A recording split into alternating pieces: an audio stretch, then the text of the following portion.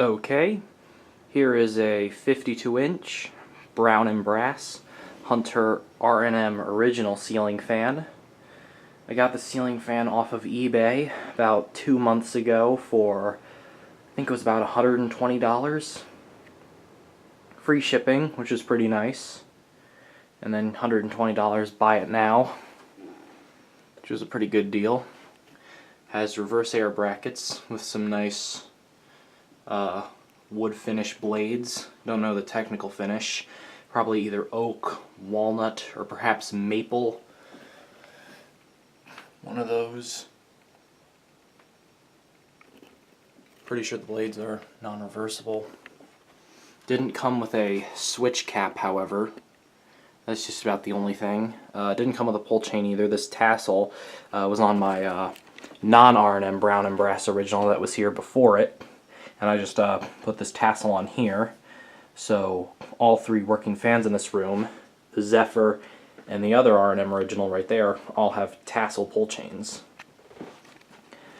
Anyways, so it's a pretty good fan. However, it is a tad noisy because it doesn't have an isolation ring. Like, again, that one does. See it right there. And this one, unlike the other one, is 2-speed. The one I just showed you is 3-speed, while this one is 2-speed. I believe this one is probably a bit earlier than that one, and that's the reason why. There's the tag. And there's the top of the fan, oil hole, and just your typical top of a Hunter original pattern. Down rod, double claw mounting, it's on a J-hook, all that good stuff. Okay, now I'll start the fan up.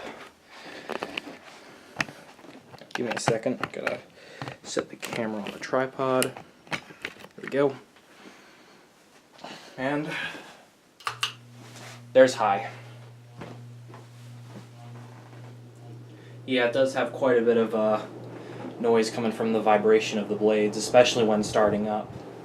But it does mellow out when the fan gets up to speed, and the sound of wind being blown around also sort of drowns it out. Actually, it didn't come with a canopy either. But apart from those two things, switch cap and canopy, it came 100% complete.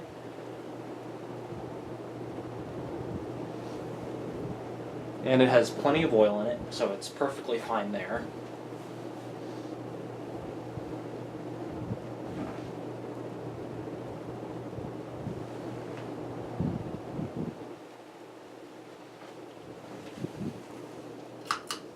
And there's low. And one little thing that I love about this fan is the clicking sound it makes when you pull the chain. Like, on most fans it doesn't really make that noise, but on this one it really does. Just the clicking sound, like the sound when you pull the chain. I don't know why, that's just a very satisfying sound to me, and I don't know, it's just, I really like it.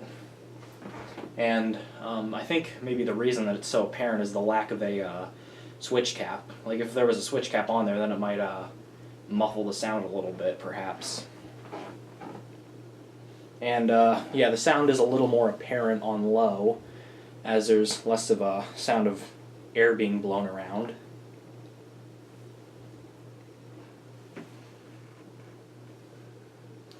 But it's an excellent air mover and great fan to have on in here when it's boiling hot in here.